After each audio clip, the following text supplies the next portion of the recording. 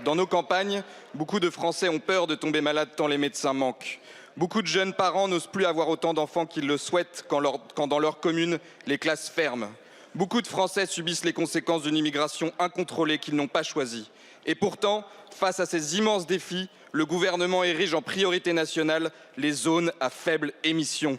Les ZFE absurdes et injustes sont l'ultime signe d'une politique qui ne vient plus du terrain, mais d'une idéologie qui le méprise.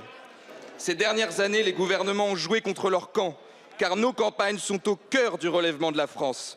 Dans celle-ci, on ne se demande plus ce que la politique peut faire pour nous, mais ce qu'elle va encore faire contre nous. Quand, Monsieur le Premier ministre, allez-vous abandonner ces ZFE qui excluent, qui divisent, qui humilient? Dans la ruralité, le revenu médian est de 19 000 € par an, contre plus de 30 000 à Paris. Une voiture neuve coûte en moyenne 34 000 €, inaccessible pour une majorité de Français. Les ZFE sont une fracture de plus entre la France des métropoles et la France des campagnes. Elles sont une gifle infligée à ceux qui nous nourrissent, bâtissent et entretiennent notre pays.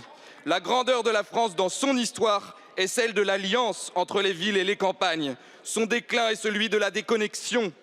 En commission, les ZFE ont été abrogés et je veux rappeler le travail mené par mon collègue Pierre Meurin.